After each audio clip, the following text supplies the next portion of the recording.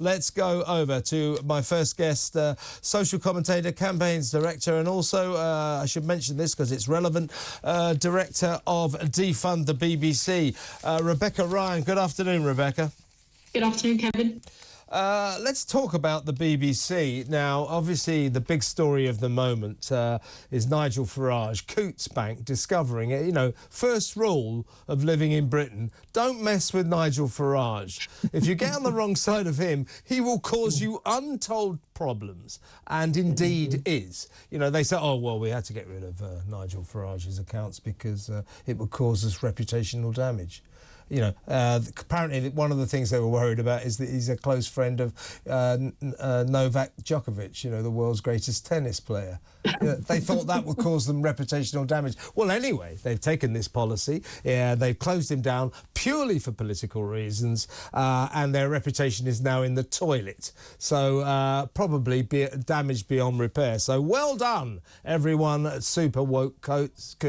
You've done yourself immense harm. But the element of this that I want to discuss with you, Rebecca, in your role as director of Defund the BBC. Now, amid this ongoing saga, big story, you know, banks should not be closing down people because they don't agree with their political opinions. Nigel Farage is a Brexiteer. He's, I was going to say right of centre. I think it's fair to say he's right-wing. Perfectly legal views. Banks should not be closing down people for those reasons. That's sinister and obviously wrong. Now, amid this, when this first erupted about 2 weeks ago when Nigel Farage announced it, the BBC, their esteemed business reporter, Simon Jack, reported, no, it's nothing to do with politics. Turns out they have a wealth threshold and he's not rich enough.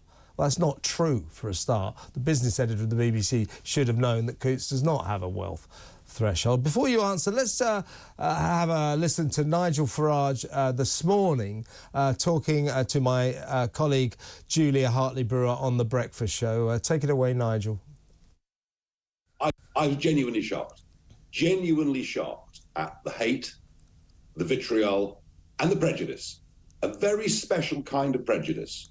You can only get that from privately educated people, normally with double-barreled names, living in the best districts of London. You're privately educated, Nigel. Yeah, but I actually understand what people outside the M25 are like. I don't think these people do. Well, it's obviously wrong that he should have his accounts closed down for political reasons. The BBC almost triumphantly said, no, it's not that. It's because he hasn't got enough money. The Coutts does not have a financial threshold, so that is a crock for a kick-off. Now, everybody is apologising who has picked up on this story, including long-term BBC stalwart and massive BBC apologist John Sopel, who, to his credit, wrote to Nigel Farage and said, I apologise, I picked up on a story by the BBC and that was wrong, and I always make a point of apologising and saying sorry when I'm wrong. And hilariously, he said, that'll teach me to listen to the reporting of my former employers. So good for him. Nigel Farage accepted his apology with good grace and said, apology completely accepted. Everybody's apologising because they got this story wrong, apart from the BBC and the man who wrote the story, the business editor. When is he going to say sorry for telling the nation something that wasn't true? Absolutely, and sorry is the least he could say, isn't it? Because, you know, BBC is supposed to deliver journalistic excellence, and they've just gone on the say-so of, you know, one of their good friends who heads up Coutts. So, you know, it is an inside club for the liberal elite, isn't it? And they just have to give each other a nudge and say, oh, this is what's happening, and nobody checks up on it. And this is a real problem with the culture at the BBC, which is what people are sick to death of.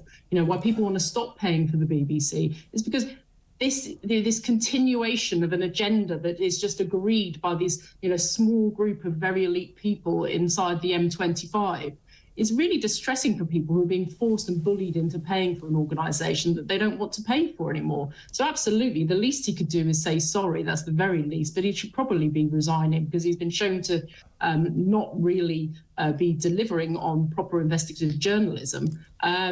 And, you know, the BBC as an organisation should come out because they've been shown to not adhere to a standard that is acceptable to people. Absolutely. What will happen at the BBC over this story probably is the usual system. Deputy heads will roll. But the government is threatening a law to bring banks into line on this. And, of course, the Prime Minister yesterday at Prime Minister's Question Time said this is wrong. And that they would be introducing a law. And he also tweeted when the Telegraph and the Mail yesterday put it all over their front pages that the real reason Farage was closed down was because, quotes, he did not align with Coutts's purpose and values. What is their purpose? To get rid of everyone who's not left-wing. And also we then learned there are all sorts of internal memos talking about his awful politics and how we mustn't be connected to that, and he's a Brexiteer, so on and so. He was cancelled for political reasons. So there's a law in the offing. Now, this law says that serial offenders, banks who do this lots of times, may even have their licence to practice banking cancelled. I would suggest, if we want a law, this is wrong. People must not be punished, persecuted for their political views by commercial institutions. It's none of their business. So what this law, I think, should say is a bank does this once and it loses its licence. That would have teeth. Just saying serial offenders, that allows them to do it lots of times before the trouble starts. Are you with Absolutely. me? Yeah, absolutely. And I think the thing is we have sort of anti-discrimination laws already in place that say that you can't, you know, a business cannot discriminate against people based on this, that and the other.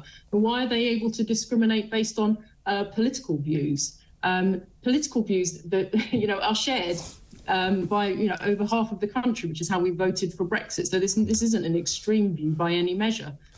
So, yeah, absolutely. These banks and all of these businesses that are considering engaging in such activities of cancelling people essentially should be held to account when they discriminate against people who don't hold the you know, the ideology of the day. It's outrageous that these organisations have been captured in this way, that they feel, you know, that it's going to benefit them as a business to do all of this woke signalling. And that's the problem, isn't it? You have to think, why are these businesses doing this? What's in it for them? And it's because they're getting sort of kickback from this woke signalling. And it's all just feeding into each other, isn't it? This, you know, they get good PR because they can sort of say, oh, you know, we're doing this, that and the other for the green agenda. Or, they, you know, and what they don't understand is that this is not the view of the majority of the country. You know, this is the view of a very noisy minority.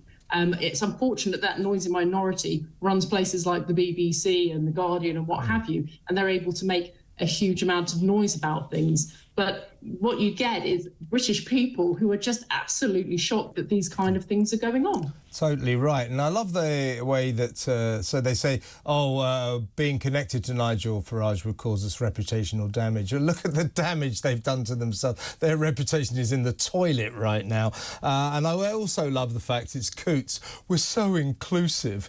You mean the snobs bank for posh people, the least inclusive banking establishment on the face of the planet. What a ridiculous and ludicrous stance for a place like Coutts to take.